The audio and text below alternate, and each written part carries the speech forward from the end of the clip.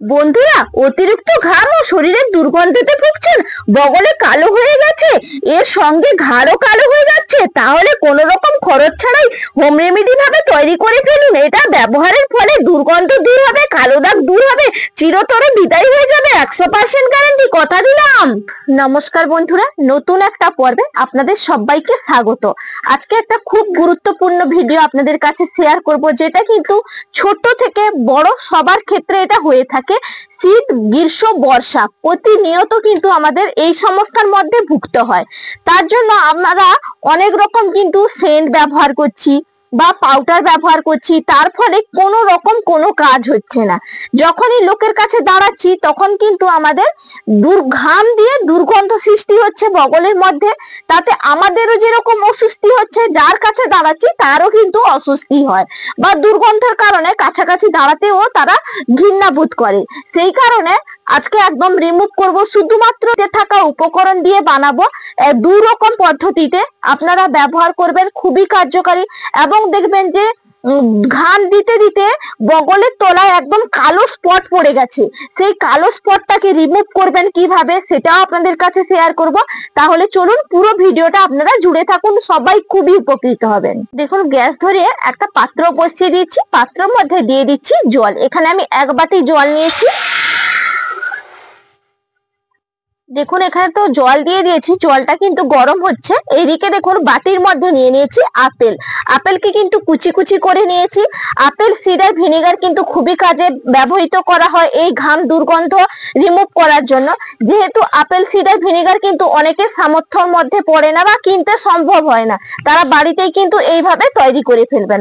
দেখুন, আপেলটাকে জলের মধ্যে দিয়ে দিলাম, একটু সেদ্ধ করে নিতে হবে। দেখুন, আপেলটা ফুটে উঠেছে, ফোটার ফলে দেখুন কালারটা কিন্তু একটু পাল্টে গেছে। এই সময় আর একটা উপকরণ আমি দিয়ে দেবো। এখানে নিয়েছি তেজপাতা। তেজপাতা কিন্তু খুব সুন্দর, এই যে ঘামের দুর্গন্ধ দেয় সেই দুর্গন্ধ রিমুভ করতে খুবই সাহায্য করে, কারণ এর মধ্যে কিন্তু একটা সুগন্ধ ভাব আছে। এই জন্য তেজপাতা আর আপেলটা সুন্দর করে একটু ফুটিয়ে নেব। পরের উপকরণ দিয়ে দিচ্ছি, এখানে 6-7টা নিয়েছি লবঙ্গ।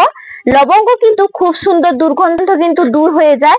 আর লবঙ্গ দেখবেন যাদের মুখে তীব্র পরিমাণে গন্ধ হয় তারা কিন্তু এই লবঙ্গ যদি চিবিয়ে খান, সেই কারণে দাঁতের দুর্গন্ধ থেকেও কিন্তু একদম রিমুভ পাবেন, বা ঘামের দুর্গন্ধ থেকে তো রিমুভ পাবেন। এই জন্য 3টে উপকরণ আবারও একবার সুন্দর করে ফুটিয়ে নেব। দেখুন, 3টে উপকরণ তো সুন্দর করে দিয়ে ফুটিয়ে নিয়েছি। আর দেখুন জলের কালারটা কিভাবে চেঞ্জ হয়েছে। এইভাবেই কিন্তু যখন জলের কালারটা একদম চেঞ্জ হয়ে যাবে, সেই অবস্থায় গ্যাসের ফ্লেম বন্ধ করে এটা নামিয়ে নিতে হবে। দেখুন, এরপর জলটা আমি ছেঁকে নিচ্ছি। এই জলটাই কিন্তু আমার লাগবে। দেখুন, জলটা তো একটা পাত্রের মধ্যে নামিয়ে নিয়েছি, এর সঙ্গে আর 2টো উপকরণ মিশিয়ে নিতে হবে। এখানে আমি দিয়ে দিচ্ছি গোলাপ জল। এখানে 1/2 চামচ আমি গোলাপ জল ব্যবহার করছি। আর দিয়ে দেবো, এখানে নিয়েছি পাতি লেবু। পাতি লেবুর রসটা এইভাবে একটু চিপকে নিয়ে এখানে দিয়ে দিতে হবে। 1/2 চামচ মতন ব্যবহার করব। দেখুন, 1/2 চামচ দিয়েছি গোলাপ জল আর 1/2 চামচ দিলাম লেবুর রস। এরপর সুন্দর করে মিশিয়ে নিতে হবে। এটা যখন আপনারা ব্যবহার করবেন দেখবেন চিরদিনের জন্য, মৃত্যুর আগে পর্যন্ত একদম ঘাম দুর্গন্ধ কিছুই থাকবে না। খুব ভালো এবং খুবই কার্যকারী।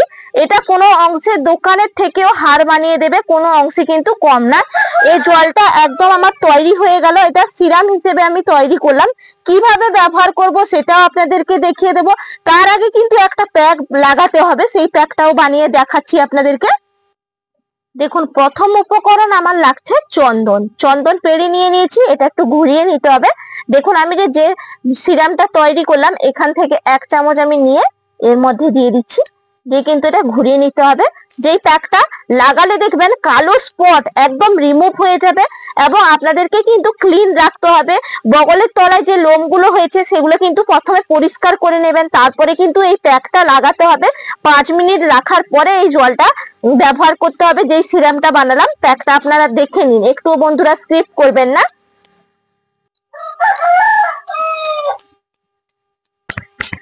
দেখুন, চন্দনটা আমি ঘুটে নিয়েছি, যতটা আমার প্রয়োজন আমি ততটাই নিয়ে নিয়েছি। এরপর একটা পাত্রের মধ্যে আমি নিয়ে নিচ্ছি।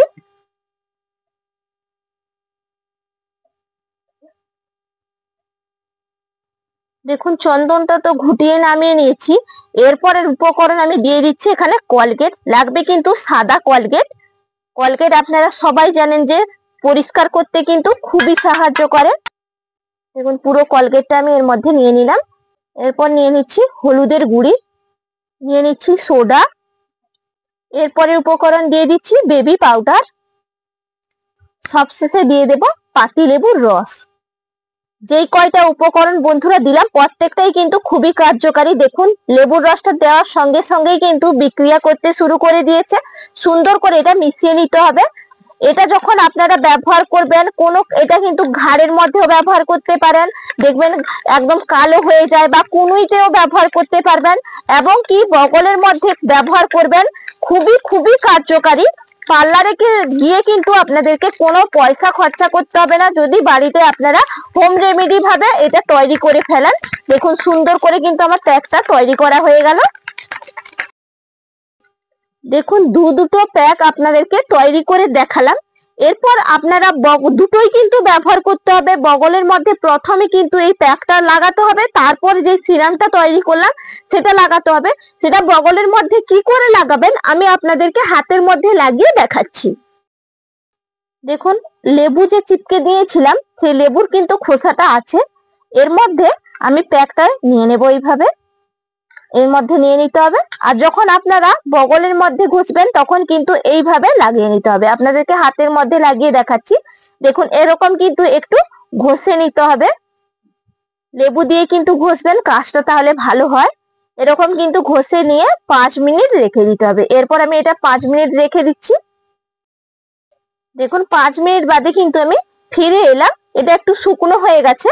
আর দেখুন একটা গামলির মধ্যে জল নিয়েছি, একটা ভিজে কাপড়কে এইভাবে চুবিয়ে নিয়ে চিপে নিতে হবে, দিয়ে কিন্তু পরিষ্কার করে নিতে হবে। যখন কিন্তু বগলের মধ্যে লাগাবেন, যদি টিস্যু পেপার থাকে তাহলে টিস্যু পেপার কিংবা সুতির নরম কাপড়, না হলে তোয়ালে দিয়ে কিন্তু সুন্দর করে জায়গাটা পরিষ্কার করে নিতে হবে। এইভাবে পরিষ্কার করে নেব। দেখুন ক্লিন করে তো একদম পরিষ্কার করে মুছে নিলাম। দেখুন আগের পোর্শন থেকে লাগানোর পরে কি সুন্দর একবারে ঝকঝক করছে, একদম চকচক করছে। দেখুন তাহলে আপনারা এইভাবে কিন্তু বগলের মধ্যে লাগাবেন, খুব কাজ হবে।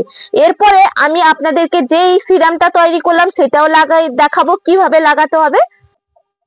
এরপর দেখুন হাতের মধ্যে নিয়েছি তুলোটাকে এই যে সিরামটা বানালাম এর মধ্যে এইভাবে চুবিয়ে নিতে হবে, দিয়ে এখানে এরকম করে কিন্তু ক্লিন করে নিতে হবে। দেখবেন বগলের নিচে যে ফুসকুড়ি টাইপের হয়ে যায়, লোমটা পরিষ্কার করার ফলে সেটা রিমুভ হবে এবং খুব সুন্দর দুর্গন্ধ রিমুভ করবে। খুব কার্যকারী, একদম দারুণ, কারেন্টের মতন বা বলুন ম্যাজিকের মতন কাজ হবে। আপনারা ব্যবহার করে দেখবেন, কারণ আমি নিজে ব্যবহার করে দেখেছি। খুব খুব ভালো, খুব ভালো, তাই আপনাদের সঙ্গে আমি শেয়ার করলাম। বন্ধুরা আপনারা করে দেখবেন, কোনো রকম খরচ ছাড়াই বানিয়ে নিতে পারবেন। এইভাবে কিন্তু এই সিরামটা একবারে লাগিয়ে নিয়ে রেখে দিতে হবে।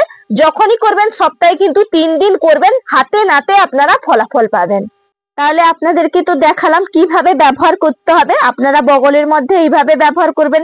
শুধু বগল নয়, ঘাড়ের মধ্যে, কনুইয়ের মধ্যে, আপনাদের যেখানে যেখানে কালো স্পট হয়ে গেছে আপনারা কিন্তু ব্যবহার করতে পারেন। খুবই খুবই কার্যকারী।